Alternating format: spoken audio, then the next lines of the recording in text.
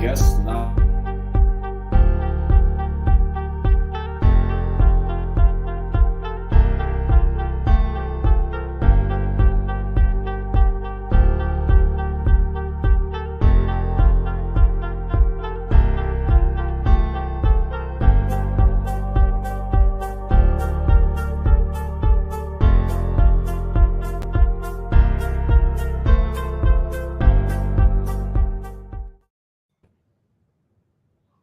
Nice music. That's that elevator stuff. All right. All right, I think we are live. Let's double check if it's live. Should be live on YouTube too. Yeah. So we are live on YouTube and we are live in our podcast group. Let's double check. Yes, we're live. Perfect. Kirubell, how you doing? How's the weather in New York? It's good, bro. I mean, November, it's proper fall weather. Nice. It's like 55 degrees. So for you, what is that like? I have no clue. 55 to Celsius. That means it's 12.7. Well, that's not bad. It's not bad. It's not bad. What about you? How you guys doing? Pretty good so far. So had a protection obedience seminar on the weekend in the German club. So it was pretty nice. But very exhausting. So it's your own club? Sorry? Your own club? It's not my own club, but I'm the president of the club. So basically, yes. That's what's up. Yeah. So I think we give the people like 1 more minute to join and then we go start introduction. Gonna search for the questions we had. Yeah, people are trickling in. What's up, everyone? Yeah. It's almost like 41 people. 40. Oh, YouTube as well, I guess, huh? Yeah. So this time we will stream on YouTube Live and also in the group so we can reach more people. Only 5 people on YouTube. Sorry? There's 5 people from YouTube. It actually shows you. That's pretty cool. Yeah, that's correct. 46. I'm only seeing 23 in the group. We'll see. So 2 more minutes maybe, or 1 more minute? Yeah, 1 more minute and then we start. So 21 on YouTube and the rest in the group, so it's also pretty nice. As a first test for YouTube, so let's see how that goes. Yeah, I think it's a good idea. Mike, is your facility finished? Still have some touch-ups. I got to get some pedestals installed, and I'm going to put between those 2 doors that are behind me, I'm going to put like floor-to-ceiling mirrors. Not ceiling, obviously, but you know, the big mirrors. Yeah. Right there. Yeah, that's pretty nice for training, huh? Yeah, and other than that, I mean, I think it's pretty complete. It's going to get, you know. Very nice. I love these floors, man. I've had several different kinds of floors in the past, different places. What is it, like the horse mats, or what is it? Oh, that's what I've had. But I did have had that before, but these are it's great mats, I think. Yeah. It's just the rolled up rubber, the gym flooring, and man, it's so easy. It's just a lot easier. Those horse stall mats, it's rubber, but man, it's not too much softer than concrete, you know? That sucks. Yeah. This stuff here is pretty soft, though. All right, guys. I think we start. We have like 59 people on. So thank you, everyone, for joining for today's episode of On Cue, episode 12, like clarifying the differences between negative reinforcement, positive punishment, positive correction, and aversives. And today's guest is Kirubell from KIBA K9s.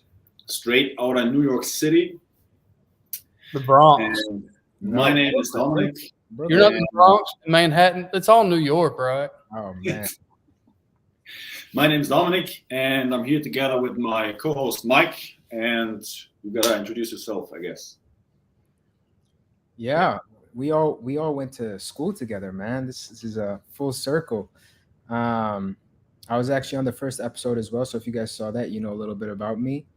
I'm in Brooklyn, New York City. That's what I said. That's what you said. Yeah, I think that in the NePoPo community, people know all of us. If you're not aware of me, I'm a trainer out here in New York. Been training for the last 6.5 years. I graduated NePoPo Silver with Dominic, and then I did Gold with Dominic and Mike last Mike year. was also in our silver school, remember? Yeah. Oh, yeah. Silver was all of us. Yeah, that's crazy. Wow. Yeah. So it's been quite a journey, man. It's really dope seeing both of you guys grow, watching myself grow. It's really cool.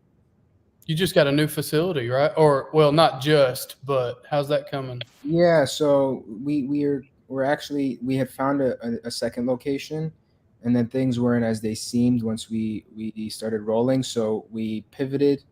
And so I'm still working out of my first facility right now, but there's a second facility that we're going to open, I think definitely before the end of this year.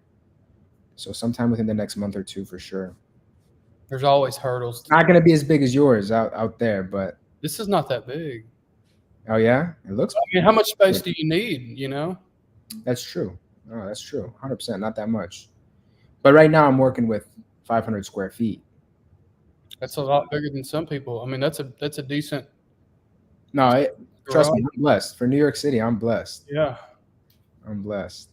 Yeah. But yeah, this is going to be a really cool conversation. It's been a lot of interest, I think, when it comes to this topic. And also there was some really, really confusing informations on Facebook, on the internet, about the differences between the negative reinforcement, positive punishment, correction, and aversives, how they are applied, what they are for, what they do. And that's why we thought we invite you to let's have an open conversation about that topic. So you also had a video on your Facebook account where you explain a little bit your thoughts on that topic. So maybe for anybody that hasn't seen that video, just have a quick introduction of that video, what your thoughts on that are. Yeah, absolutely. I think this was maybe a week or two ago that I posted this video. So if you go on my Facebook, I'm actually, just so people can find me, I think that it would be. Yeah, just post it in the comments. I'm just gonna adjust the name sticker to what you'll find me on Facebook, Kirubell Johannes, just like this. And yeah, you guys can feel free to scroll through my page. I post a lot of videos. Usually. Pretty cool stuff. Yeah, some good stuff. Thank you. And so if hey guys, take a second and right above, if you're on Facebook, I don't know what it looks like on YouTube, it may be below, but if you'll give stream, there should be a little comment asking for permission to post your name in the comments here. So if you'll just click on that link and give StreamYard, it's one button you got to push, and give StreamYard permission to use your name. Otherwise, when we post your comment, it looks like that. And so we don't really know who we're talking to. It makes it a little bit awkward, not so personal. So anyway, take a second. Only takes a second. I see there's a comment that says the confusion was on positive aversion. So we'll touch on that. I'm going to make aversion. That got a lot of people talking, right? This is always a point that seems to be a hang up on it. But when it clicks, I think you got it. Once you understand it. I mean, to be honest, I try to simplify things as much as possible. You should, yeah.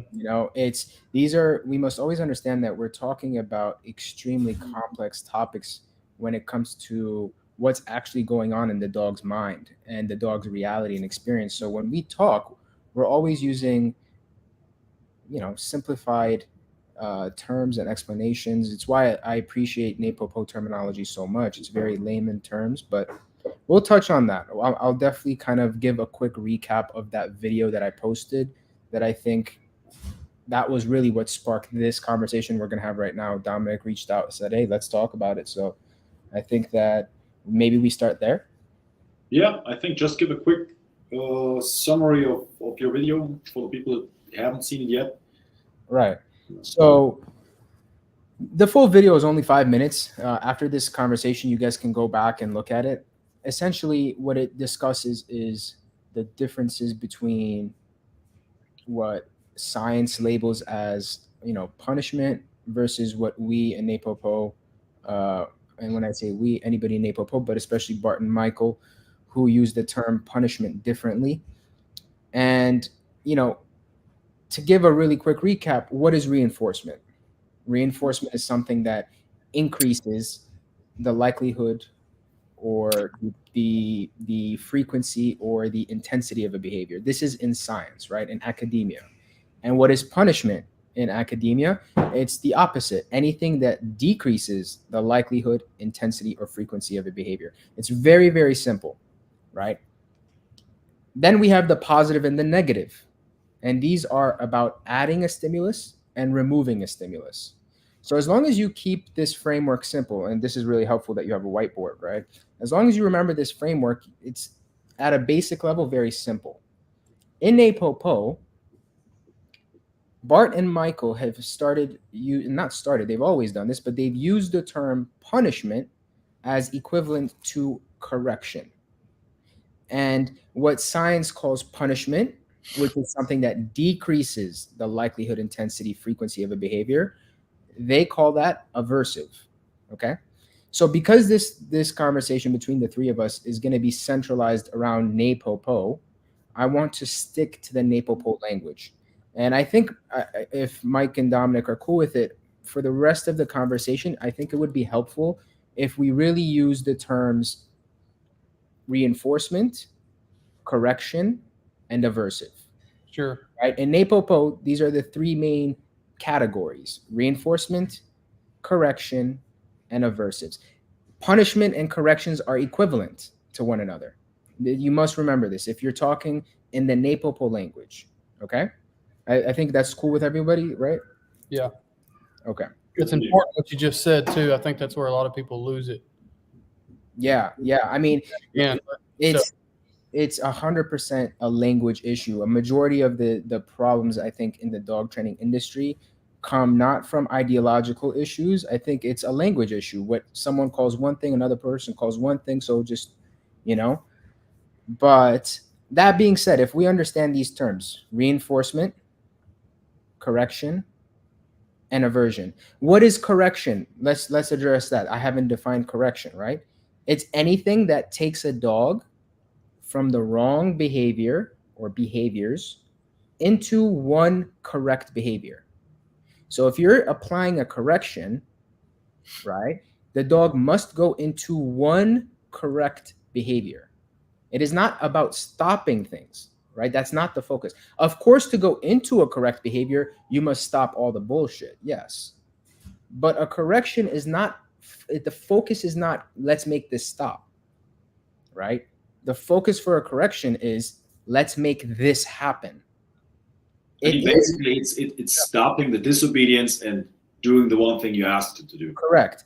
If you think of it in academic terms, right, a correction falls under the reinforcement category. Okay? If you think in academic terms, a correction falls under the reinforcement category. Why? Because what is the objective of a correction? It's to make one behavior happen. It's to do, right? It's about reinforcing. It's not about stopping. And of course, these things are all happening simultaneously. You can't put everything in a vacuum box. This is in everything that we discuss. But when you think about things in these simplified terms, reinforcement makes a behavior happen. Correction makes a behavior happen. Aversion stops a behavior. It becomes very simple, right?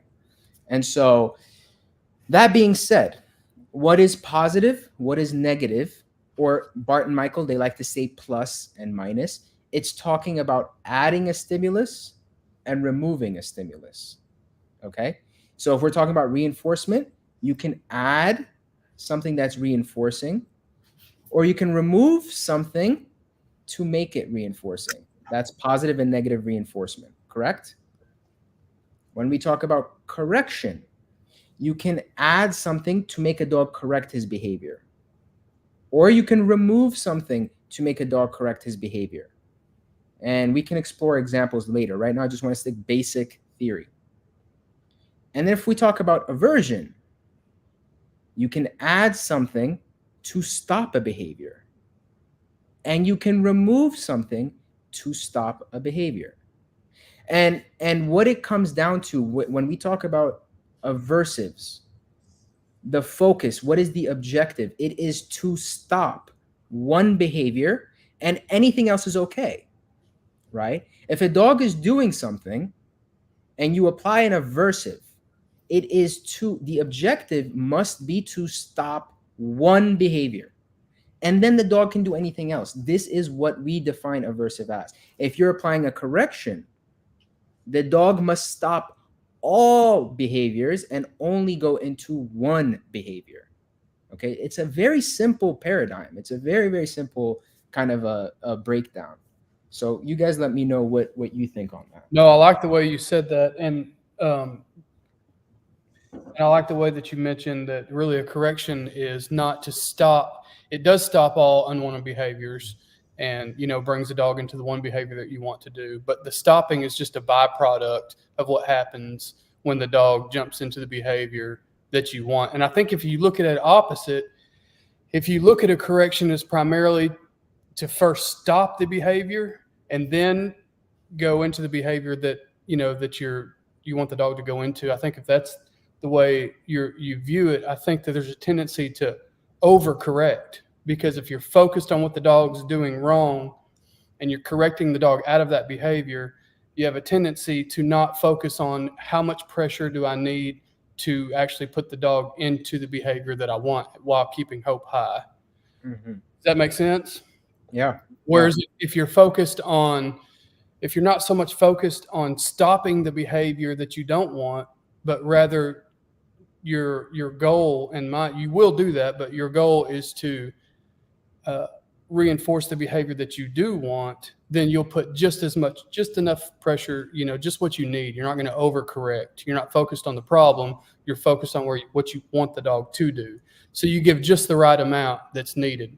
It makes it safe for the dog, but you have to have that. That really takes some reflection in your training to do that. Some feel. Can you explain what you mean by overcorrection? Yeah. So, for example, you're driving down the road, right? Let's just say you're texting or whatever. So you start to drift off. You look up and you see you're almost in the ditch, right? The first thing you see is the problem. What's most people's tendency to do? They jerk the wheel, right? They overcorrect, and it can lead to more problems. If you overcorrect, what's going to happen? You're going to go back into the lane where you're supposed to go, but there's a good chance you're going to go too far, or you're going to go too fast, and it's where you were supposed to be. Whereas if you look up and you see that you're not where you're supposed to be on the road, but your thoughts are, okay, I need to correct to get back to where I need to be, rather than to jerk away from the problem, then you'll correct just enough to get right back into the center of the lane, rather than, cross over to the other side, or, overcorrect is going to cause an issue. Same thing with a collar. If you're going to try to stop cause an aversion rather than a correction. So I just want to chime in, because I think that you're on point. We must clarify that this is in layman terminology. This Sure. isn't everyday language when we say this, right? And what it really describes is an aversive experience. Like you're doing too much of the correction and you're making it actually an aversive unintentionally. Okay. This is just in everyday language, which is what NePoPo focuses on, because the reality is most people aren't in academia. Okay. Because in academic terms, when you talk about cognitive science, behavioral psychology, the term overcorrection is something totally different. And in academia, overcorrection is what we call correction.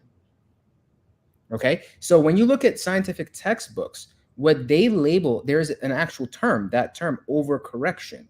What they describe is exactly what we in NePoPo describe as correction. Okay. So if you're coming from an academic background, you can't confuse these. And we in NePoPo, listen, our goal is to make modern dog training accessible to everybody. That is the goal of Bart and Michael, and that is the goal of the community we're building here.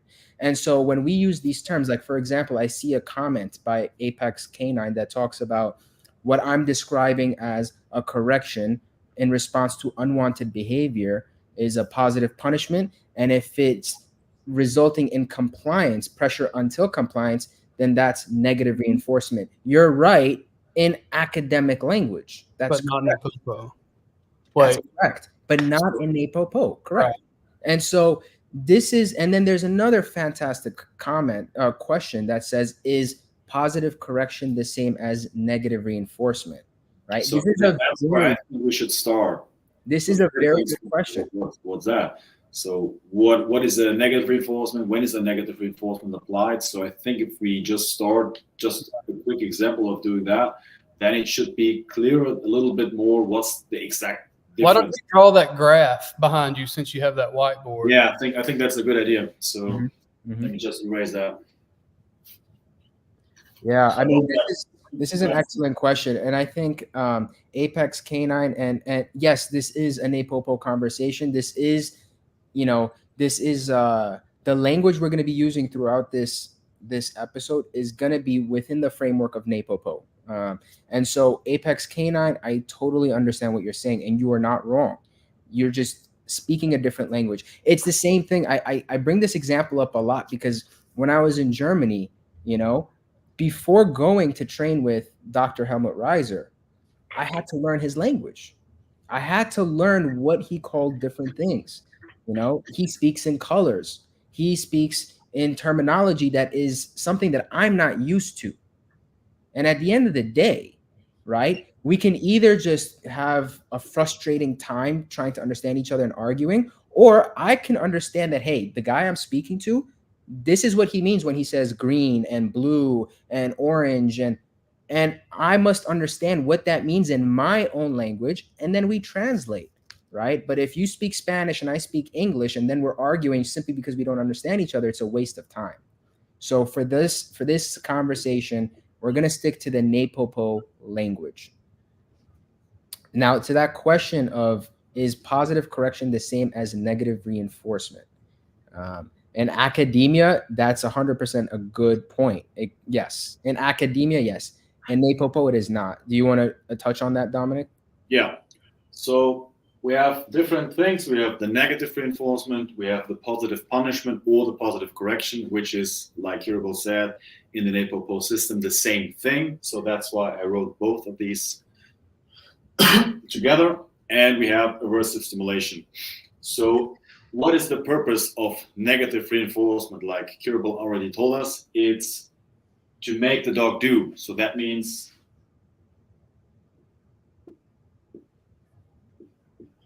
make the dog do. So it's to reinforce and it's to motivate the dog to do the behavior we want from the dog or we ask the dog. So now what's a very interesting and very important topic is the timing. So when do we apply the negative reinforcement? And from my point of view and from Bart's point of view, it's we apply the negative reinforcement before the command or before the behavior happens or at the same time. I want to touch on that.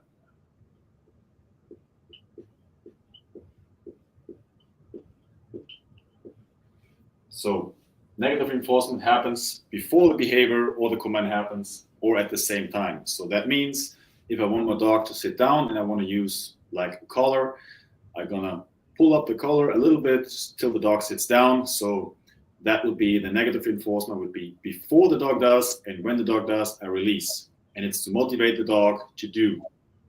So that's why it's before or at the same time.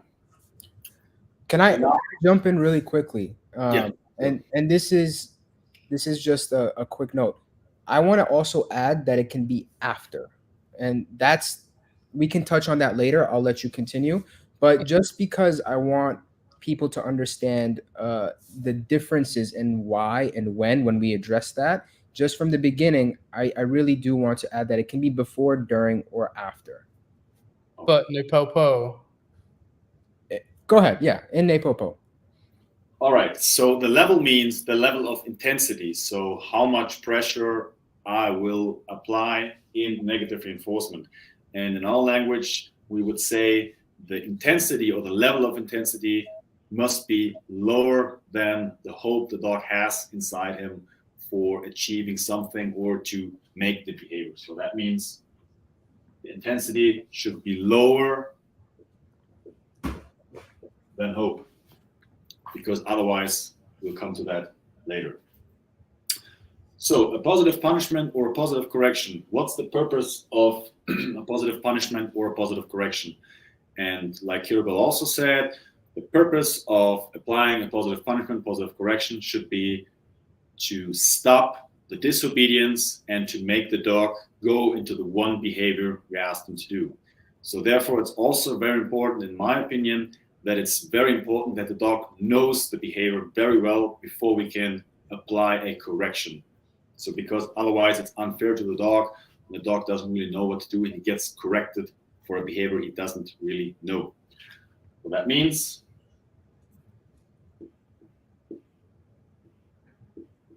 stop the disobedience and do the one behavior we asked him to do. I hope that you guys can read that.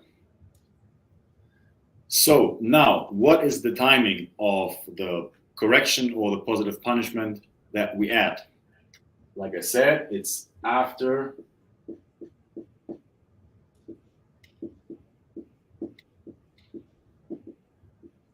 disobedience. So I tell the dog to sit down, dog doesn't sit, I apply a little pressure. So after he was disobedient, he was not sitting down, I applied the pressure, which would be the positive punishment or the positive correction.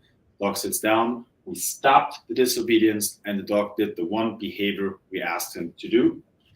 And also the level of intensity must be lower than the hope, because otherwise it will get aversive.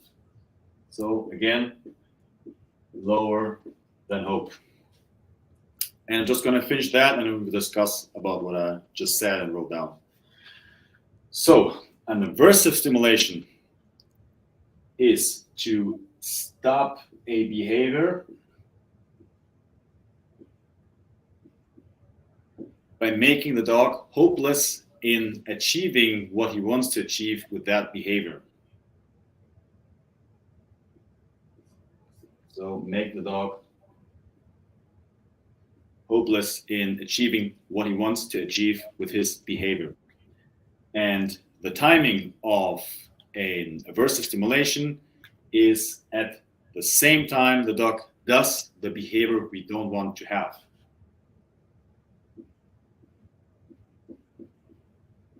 But what's very important about aversive stimulation is that we don't pair it together with a command, because otherwise we might get the problem that the dog only will leave that behavior or let that behavior if we are around, because he pairs it to us as persons or handlers.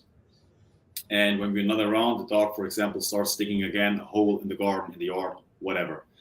So that's why it should act like a act of God. So it comes without speaking at the same time when the dog does the behavior we don't want to have and that we want to aversively stim away. So therefore, the level of intensity to make the dog hopeless, very logical, must be must be higher than the hope. Because we want to make the dog hopeless, achieving what he wants to achieve with that behavior. So Kirubell, now maybe go what you wanted to say. Yeah, so it was actually, I think it was my fault. It was maybe a misunderstanding. When I said after for negative reinforcement, I was talking about it after the cue, not after the behavior. And so this is something that I think it's always important, because this graph is going to get spicy. No. When we talk about the timing of things, there's two things we must consider. One is this happening operantly or classically, right? And when I say this, again, in NePoPo language, and if you guys have any confusion on this, I also have a post on this on my page, right, that talks about the difference between academia's operant and classical versus NePoPo's operant and classical. And I think this is one of the biggest advantages of the NePoPo language, is it's so simple and clear. Versus in academia, you have the several modes of operation for operant conditioning, and it includes speaking, not speaking. Let's forget that. But when we talk about timing, we must consider what the timing is in relation to the cue and in relation to the behavior, right? And of course, in certain circumstances, there is no cue. But when I said that for negative reinforcement, it can be before, at the same time, or after, I'm talking about specifically the cue to do, not the behavior happening. When we're talking about the behavior, for negative reinforcement, I agree 100% with what Dominic was writing. It can be at the same time as the behavior, or it can be before the behavior. But ideally, right, I believe, this is how I approach the NePoPo, ideally, it should be before the behavior. This is how you give the most clarity. And to really address that question, now that he's broken it down just like this, to address the question of, is a positive correction essentially just negative reinforcement? I think the graph makes it very clear what the difference is. Timing. The difference is that for negative reinforcement, we are teaching something, right? We're using pressure to teach something completely new to the dog. The dog has zero knowledge. And then we use this pressure, we bring the dog into a behavior, and the pressure goes away. And that teaches the dog a new behavior.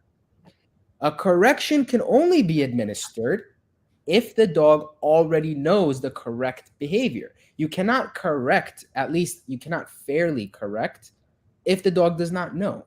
Yeah. And so this is the very clear distinction. Now, in science and academia, this would both be bundled under negative reinforcement. But you see how that can cause problems when you're not theorizing and when you're actually on a field. And this is why we need a language that can actually differentiate these two things. What is a correction? What is a negative reinforcement? Do they operate in a similar manner? Sure, right? Because both are pressure that bring a dog into one behavior. Yes, but one is done to teach and one is done to correct. One is done in guidance, right? And one is done as a restitution, right? As a correction. And so this is, I think, the simplest way to explain the difference. You wouldn't correct a child for doing something before you give them a chance to do it, right? So it's only after, I say this because I have a 4-year-old, but you correct a behavior after disobedience. You don't correct before disobedience. So there was a question that I saw up here that I'm going to throw up here so we can touch on. Yeah. So, not to put you on blast, but I saw the question. So, maybe I'm wrong, but during silver in Europe, Michael specified that an aversive is always after the behavior, while a correction, as Dominic says, is only before or during. Yeah, so I will say that an aversive, it is ideally at the same time as the behavior, right, but it can also come immediately after. And in fact, and someone asked, I think it was the same person, IPK K9W management. He said, what do you mean by when you say academia? Because there's many different takes. Sure, there can be many different interpretations and nuances. I mean, scientific literature is massive. I'm talking about mainstream scientific literature, right? What you generally will find in academic textbooks. And so I'm not specifying any scientist or any school of thought. I'm talking about in a very general academic literature, right? But punishment in academia, what we call aversives in NePoPo, the timing of its delivery can be together with the unwanted behavior, or it can be immediately after the unwanted behavior. And this serves like a classical conditioning process almost, where if it's immediately after, the dog can learn that this behavior is an antecedent. It's something that precedes this very negative, very undesirable consequence. You have to be very, very careful there. So if you're doing it afterwards, you have to, like, when he says after, he means like immediately after, not 2 minutes later. Right. For example, a dog runs out in the street, right? You use an aversive level of stim, right? So you want the dog to connect his feet on the street with, an aversive stim. You don't want the dog to jump off the street back onto the grass and then you punish the dog, right? Or not, so I use the wrong word, punish, but you apply an aversive stim, because now what's the dog going to do? Possibly connect the stim with jumping back onto the grass. So just clarifying. There's an interesting point that also says, what Dominic explains is why you cannot have a negative aversive in the NePoPo definition. It's very interesting, right? And so when we talk about aversives, right, again, the objective is to stop unwanted behaviors. There is this misconception that I see a lot, right? And it's not specific to NePoPo. It's actually just in the general dog training community. I see this misconception that an aversive has to be a one and done, that it is immediate, it's an all or nothing. And that is not the case, right? It can be. And usually with a plus aversive, with a positive aversive, it has the highest likelihood of being a one and done. And even then, you might need more than one repetition. I mean, think about the electric fence. Sometimes, and maybe even often, an electric fence is a one and done. The animal tries that, tests the fence, it gets nailed, and then it never touches that fence again. It's possible. And then there are certain dogs that need to test it a couple of times. Get an endorphin dog. Right? And so what we need to understand about aversives is that it's about decreasing the intensity, likelihood, or frequency. And that decrease does not need to be a 100% decrease. That intensity also matters. The frequency also matters. As long as that behavior is slowly going towards extinction, you're giving an aversive. And so a negative aversive, right, when we talk about removing something to create a decrease in an unwanted behavior, it, of course, is not going to be as dramatic as a positive aversive, but it, I think, 100% can still exist. I think that the reason a lot of people in NePoPo pushed back on my idea of this negative aversive is because Bart and Michael never explicitly talk about it. They never explicitly say this, right? But when you think about it in a very basic term, what is an aversive? To stop unwanted behavior. How can we stop unwanted behaviors? It's not only by adding an aversive. It's also by removing something that's very, very powerfully rewarding to the dog. If the dog has a very strong reinforcer, and as they enjoy this strong reinforcer, they're doing X behavior. Let's just give an example, okay? Can I just quickly go? Go ahead. So before we go on that example, what is then the difference between a negative punishment and a negative aversive for you? Great question. And again, I would like to stick to the term correction, just for clarity, right? Because punishment and correction is the same. What is the difference between a negative correction and a negative aversive? A negative correction is when you take away something that's reinforcing to the dog in order to make that dog go into one behavior. The dog must, as a result of that removal, fly into one behavior, okay? And they cannot do anything else. A negative aversive is when you remove something that's a powerful reinforcer to the dog in order to stop one behavior, and the dog can do anything else, okay? And so it's both removing something that's reinforcing, but what's the result? Is the result that the dog does one behavior, or is the result that the dog stops one behavior? Because in one half, the dog can do anything except one thing, and in the other half, the dog can only can do anything. In an aversive situation, the dog must stop one behavior and can do anything else. In the correction situation, the dog must only do one behavior and avoid everything else. This is how I distinguish between the two. Okay, so but I from my understanding is that then the dog can decide when you take something away that the dog really likes what he does. So that means when the dog then stops doing sit and does it down, if that's what you ask for, or that's what you aversively want to punish. Sure, but you have to understand that that's how everything works, right? We don't decide what's reinforcing, aversive, what's correction. The dog will decide. We have to always look at the response of the dog. The response of the dog is the most important piece of information for us as trainers. The response of the dog tells us what he understands, what just happened. It doesn't matter what my intention is. My intention could be to give an aversive, and the dog might take it as something positive, something reinforcing, that endorphin dog, like we talked about. It could also be the flip. Let me say this, that's an interesting conversation, but in light of the confusion, I think that is on a more basic level. I think so I'm just going to throw a question up here for us to dive on. I know where you're going, and I see that, but I think we're flying high. You know what I mean? The easiest way to put it is in science. Let's take, if in science, if you talk about negative punishment, where does that fall under in NePoPo? In science, there's negative punishment. That's one of the quadrants. Where does that fall under in NePoPo? Does it not exist?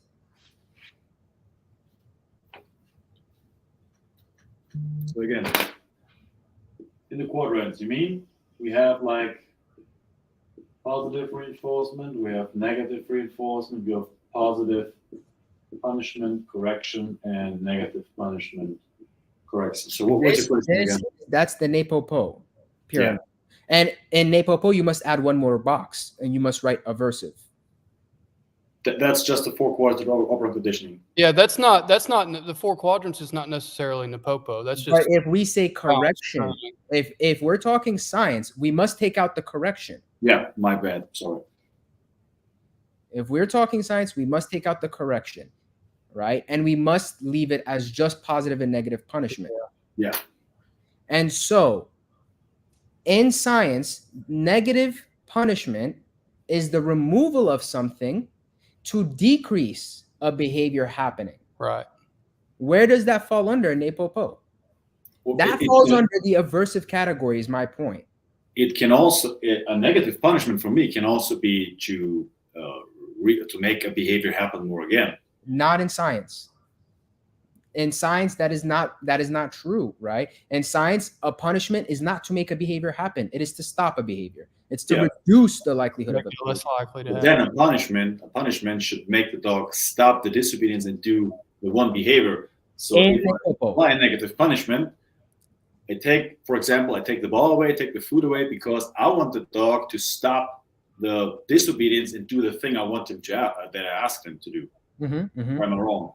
No, you're 100% right. But that's what I'm saying is this is in NePoPo. So we cannot ignore that scientific quadrant, which is real. Okay. It's if I take, let's say you come into my house, okay, and you have $1,000 in your pocket.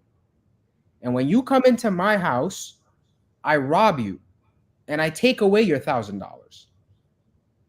That's going to make you less likely to want to come to my house tomorrow. It's going to reduce that likelihood. Removing the disobedience. Coming to your house. This is not about obedience. There's nothing I'm telling you to do. It's not like I said, hey, Dominic, sit down, and you say no, and then I rob you. That's different. That's disobedience. I'm talking about purely an operant consequence. Okay? Because correction in NePoPo, when we talk about corrections and punishment, it is always about disobedience. But we must understand that there's a whole consequence that exists outside of disobedience. There's just behavioral consequences. It has nothing to do with you listening or not listening. It has to do with you understanding that a behavior is bad, right? And this is why I bring in that negative aversive, because the negative aversive is what is parallel to what in science they call negative punishment. This is not complicated, in my opinion. But then you're saying that after you robbed him, he's free to do whatever he wants. If it's correct, he's free to do whatever he wants, except he's not going to come in my house. He's not going to be more likely to come into my house. He's less likely to come into my house. It's not about making him do one behavior. Now, if it was about disobedience, if I said, Dominic, sit, and he chooses not to sit, and then I rob him, then the next time I say sit, he's going to be more likely to sit. That's a correction. That's in NePoPo, we call that punishment. And the reason, by the way, everyone, the reason that Bart and Michael use the word punishment to mean correction is because when you look at the definition in the dictionary, it's not a modern contemporary use of the word, but earlier uses in the English language, earlier uses of the word punishment was restitution.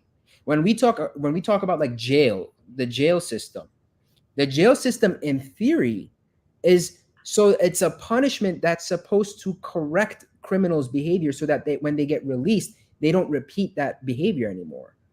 That's the purpose. When the word punishment was used in Old English, it was really used as correction.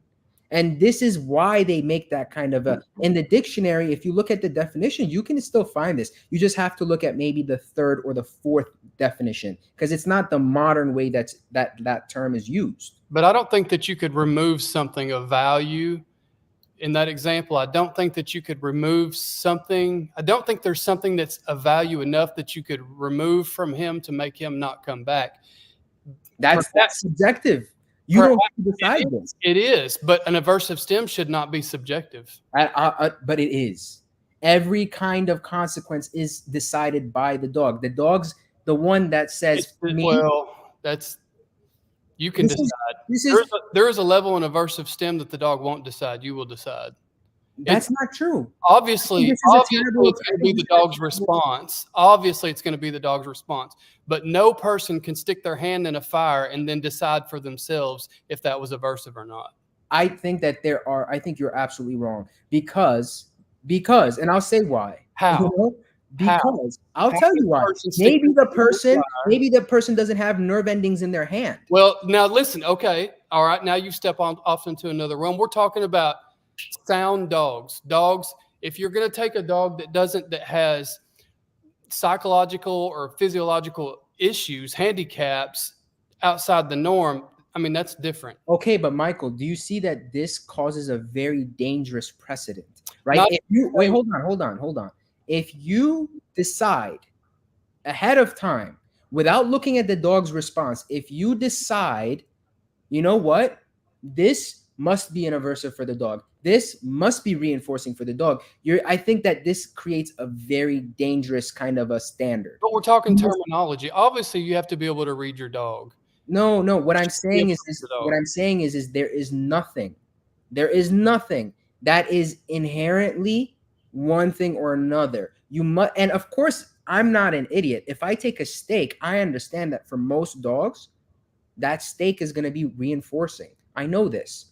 I know that if you take, a hot piece of rod, an iron rod that you've been sitting in a furnace, and you poke a dog with it, I don't need to be a genius to know that for 99.9% of dogs, and I say this because I'm not an absolutist.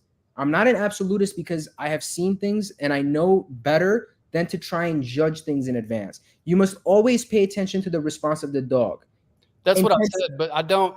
When you're talking about a negative aversive, I don't see that you could say that there's something that you could remove from the scenario that's of such value that there's not a possibility of the dog having more value of doing what it was doing in the first place. There's a question someone asked right now. Can you please give us a practical real world example? Yes. This is asking what you just said, right? A real world example. No problem. I can do this. Okay. I give my dog his favorite toy, bone, right? That he gets to gnaw on. Okay. And he gets to gnaw on it and he can be anywhere in my house. But then my dog decides to come onto my couch to gnaw the bone. The moment he does this, I take away that bone, right? This, again, I already said this earlier. Negative aversives typically take more repetition than positive aversives. I've already said this. That's negative punishment. Hold on. The reason I say it's not negative punishment is because it is not a correction. This is not obedience. It is, because if the dog knew that he was not supposed to be on the couch, he doesn't know this. I'm teaching him. I'm teaching him this. The dog does not know this. I've never taught the dog not to be on my couch with the bone. This is the point I'm making. If it's a punishment or a correction in NePoPo, the dog should go into one behavior. He must do one behavior. But I'm telling you that he's allowed to eat on his bed. He can eat the bone on the floor. He can go downstairs. He can spit the bone out. He can do whatever the hell he wants. The only thing he cannot do is eat that bone on my couch. I gotcha. And so what I'm doing is not correcting. I'm not punishing. He's not going into one behavior. He's only stopping one behavior.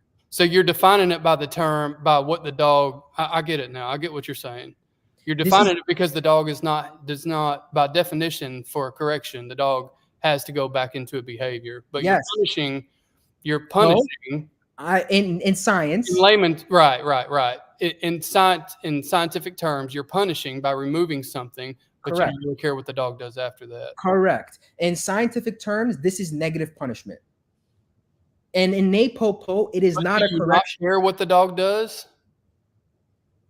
You said what? I mean, if you don't care what the dog does, it's an aversive. If you don't care what the dog does, then the dog can stay on the couch. Free. Now I don't care what he does. I don't care what he does. He's totally free. He can do whatever he wants. He's not obligated to do one behavior. So how would it be? How are you creating an aversion to the couch? I'm creating an aversion to one behavior, which is eating that bone on my couch. Because every time he does this, the thing that he really wants goes away. It gets taken away from him. There is so much value in this item, right? The dog can do whatever he wants. Except this. I think this is crystal clear, guys. He's able to do whatever he wants except this one behavior. That, by definition, is an aversive in NePoPo. And in science, it is negative punishment. So that means that the next time I give him the bone, the dog should do whatever he wants. He can move anywhere he wants with the bone, but he will avoid coming on my couch with this. And again, there's a bunch of people in the Facebook comments saying this is negative punishment. Yes, in scientific terms, this is negative punishment, right? And Michael Carpenter, you said by removing the bone, he is not able to do that behavior. Correct. He is not able to do that behavior. That is the point of aversive. The point of aversive is so that he can't do that behavior. It's to stop that behavior. That's interesting. It is, but it makes sense, right? It's not complicated. It's outside the language of NePoPo, but it fits perfectly. I don't think so. I don't think so at all. Never covered, but it fits perfectly. I'm saying by what is gone over in theory, it's outside the language, but it fits. It does fit. So let's go back to the basics. What is an aversive? You stop one behavior and the dog can do anything else. What is a correction? You stop all behaviors except one correct behavior. What is reinforcement? But that's not all. What is not all? Because you have to, the correction has to be, the pressure of the correction has to be higher than the level of hope. No. The hope for the behavior. The hope for the behavior must be higher than the correction. No. I'm talking about an aversive. Excuse me. My terminology was off. Yeah. Right. So for an aversive, you're correct. The consequence, the negative consequence, the bad, unwanted consequence must be stronger than. So in my example, if the dog did not care that much about losing the bone and he's like, whatever, it's not an aversive.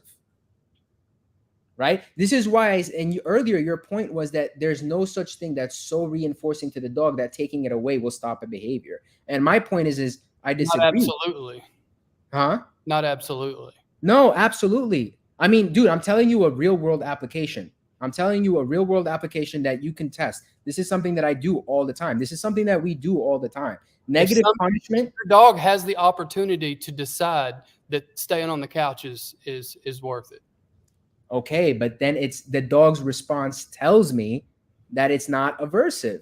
This is the point I was making earlier. You have to read the response of the dog to know. I said that earlier. Yeah, so, yeah. So what I think, But a true aversive doesn't give that opportunity. You have to read the dog, but a true aversive doesn't give that opportunity. Say that again. So what I think, from the theoretical part of that, that's correct. But I don't. It's just what I think. Don't know if I'm right or wrong. But I don't think that taking something away is kind of like the same intensity level of aversion than adding something to make the behavior never happen again. So it's just from my understanding from the dogs I know that I train, is I don't think that any of these dogs, so there would be something that would be so high value when I take it away that they never do something else again. You know what's interesting about this? Yeah.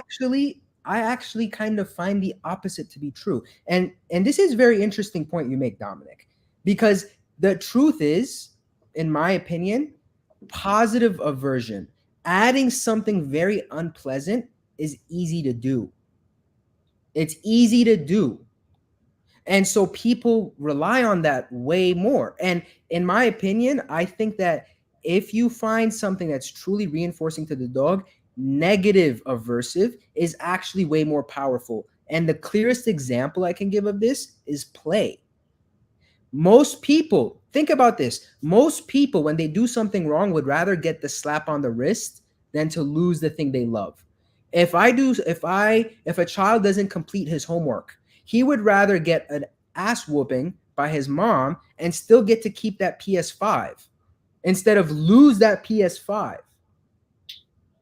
And this is true with a dog also. A dog like my dog, Jegna, if he does something wrong, like let's say we're working on a 1 meter jump, and if he touches the 1 meter jump, and at that exact moment that he touches it, I mark it. And by the way, this is another topic that's going to blow people's minds, right? Whether we should speak for aversives or if we should not, because this is another thing that I think that people are too dogmatic about. But if he touches that 1 meter hurdle and I say, we're done, and I put him away, I promise you the next 10, 20, 30 times we do that jump, he's not touching it. But when I say and I give a sharp aversive, now someone may argue that when I give him that aversive, that it's not really an aversive to him. It could be negative reinforcement, which is why he's not responding as strongly. It's possible someone could argue that, right? But at the end of the day, I think that this is something that's very subjective. What's more powerful, positive aversive, negative aversive? What's more powerful, positive correction or negative correction? This is very subjective. For me, at the end of the day, what I think about this being more powerful doesn't matter. Who cares? I think this is more powerful. You think this is more powerful. Who cares? At the end of the day, people need to pay attention to their dog, right? People need to stop deciding for their dog what is what. As trainers, people need to stop deciding that level 10 on the e-collar is the working level, that level 25 on the e-collar is the aversive level. People need to stop doing this because it happens way too much. You need to start paying attention to the dog. And when I say you, not you guys, but people need to start paying attention to the dog and reading the dog, because there are certain dogs that a level 2 on a Martin system might be aversive. There are some dogs that a level 8 on the Martin system might be negative reinforcement levels. It depends on the dog. And so it's all about reading the dog. And this reading the dog and the response we get from the dog is the most important piece of information we have. And by the way, and this is going to be another hot take, this is why many people don't dare use the e-collar for shaping. And if they do use the e-collar for shaping, most people stay at the most basic level, which is the hot and cold game. This is the most basic level of the e-collar use, right? You can use the shaping in the e-collar and shaping in so many ways. You can push the dog to do You can tell him, hey, now you're going the wrong way. So that's like the hot and cold way. You can use it once the dog has a lot of hope in one area. You can use the e-collar to make him get more creative in that area. So let's say he understands that the objective is something to do with the placemat, but now you want him to push him into a different behavior in the placemat. But you can't do these kind of creative things with an e-collar if you only use it as this, and you're deciding this is good, this is bad. You have to read the dog. It should be a signal to do better. Yeah. That's one of the ways. Yeah. Do better is one of the ways. Absolutely. Hot and cold is one of the ways. Absolutely. Go faster. Right? So go faster. Exactly. Exactly. Faster. But how do we do this? How can the same stim, right, maybe at different levels, how can that mean 3-4 different ways? By the way, this is why a lot of other schools outside of NePoPo don't like NePoPo. This is why a lot of trainers that I talk to that are outside of NePoPo, they tell me it's too confusing for the dog. How can you use the e-collar to do and then to not do? It's very if you use the system, it's very clear to the dog. You can't just introduce it and start using it by its rules without teaching the dog the language. Well, yeah, but how do you even teach? You have to read the dog, guys. This is the biggest thing that I think is okay, but let's assume that people know how to read their dogs, right? Yeah, good. I mean, everybody in here, look, Apex K9, Jacqueline, all these people are dog trainers. So let's assume that. No. I'm not. It's not about any one particular person. I'm just talking about trends and general things that I'm pointing out, right? At the end of the day, it's how can we use the stick in many different ways rather than having the stick be bad and the carrot be good, right? How can we use the stick to be good and bad? Well, that's NePoPo. That's NePoPo. Exactly my point. But to do this, we can never decide for the dog what the stick means. We can try. Our intention can be, okay, I want to use it this way. But ultimately, we have to look at how the dog interprets it, and then we adjust.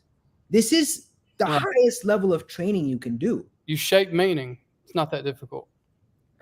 You do that, or you start with the lowest possible intensity. So that means when you have a stick, like you just do, you touch the dog with a stick and not just hit him on a level. Let's say that's a level 3, or that's a level 8. So you're gonna start with the lowest level possible, and then you're correct. You gotta see. You're shaping the outcome of the dog.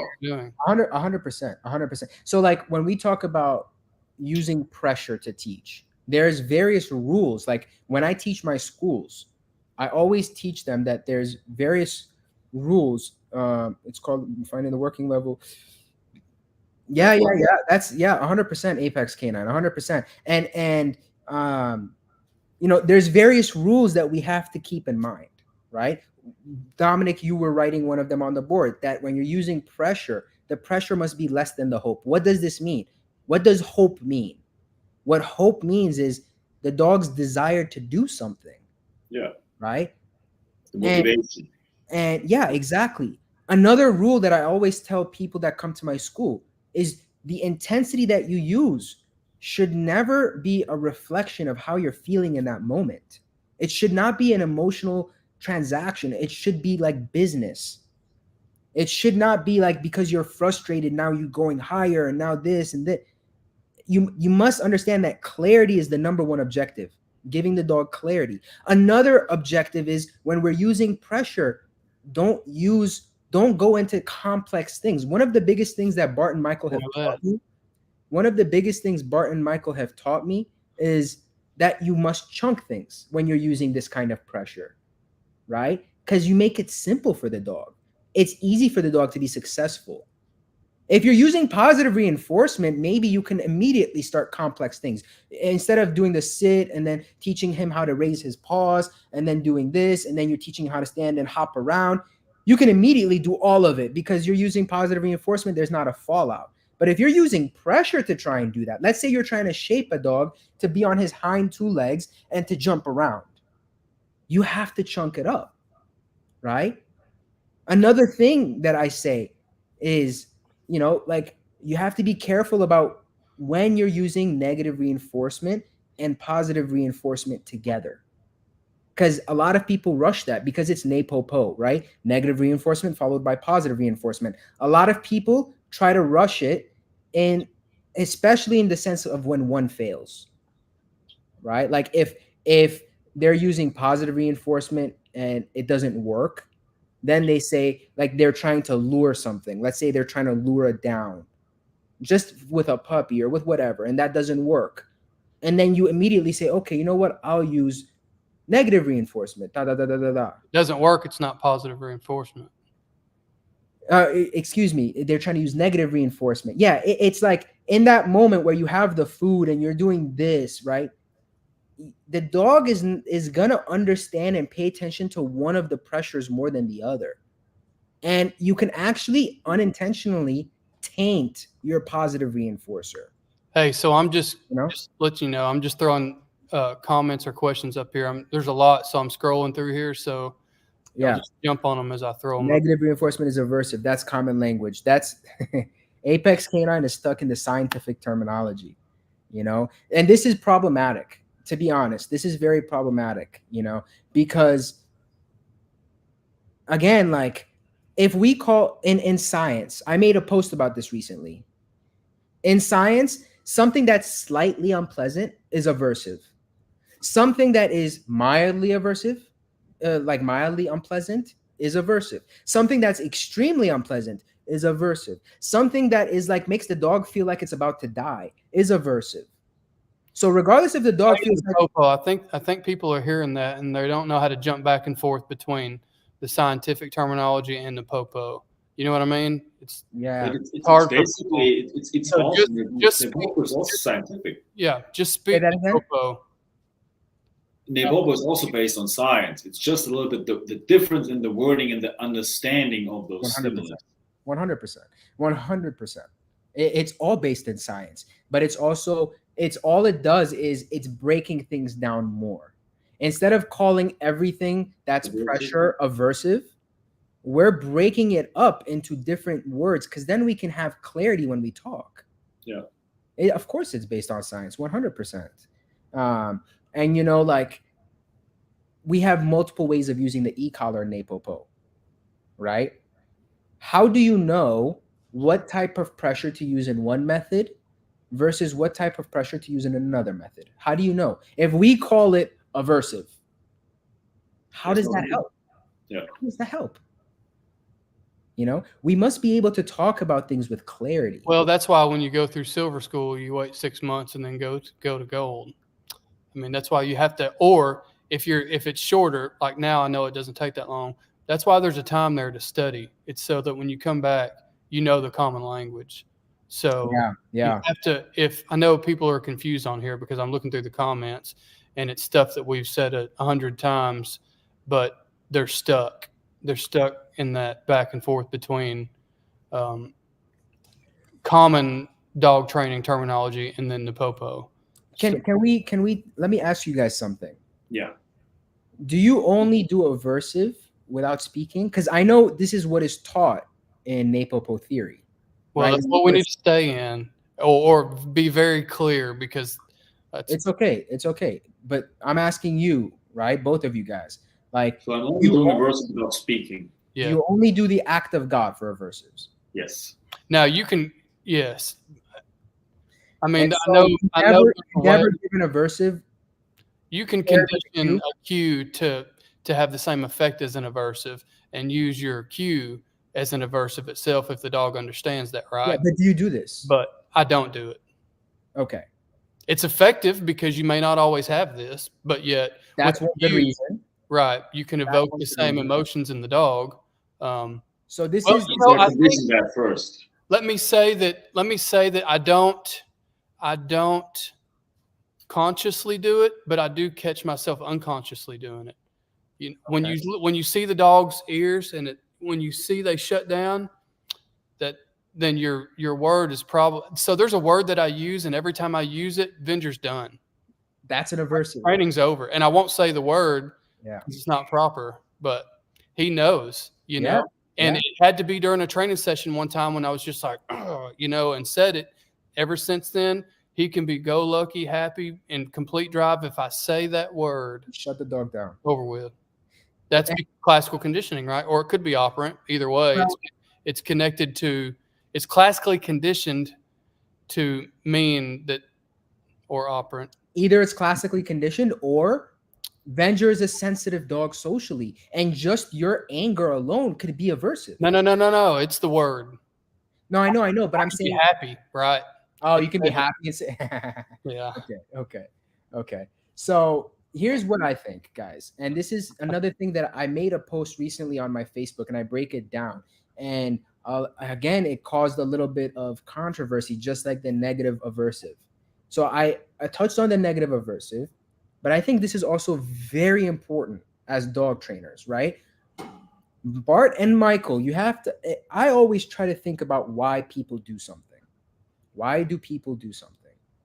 And to my best understanding, Bart and Michael are creating a system that is accessible by everyone. They want modern dog training to be accessible to everyone. And so the best way to do an aversive, right, is the act of God, where you are not connecting yourself. So you pointed this out, Dominic. The situation becomes aversive, so you don't need to be around. The dog will still respect it, right? And B, you don't hurt your relationship. Yeah, it's a good point too.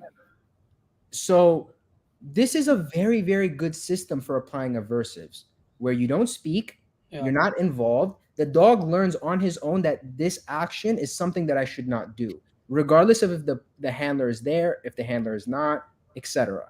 Excellent. Well, and it's a foundation. You have to be the architect and realize.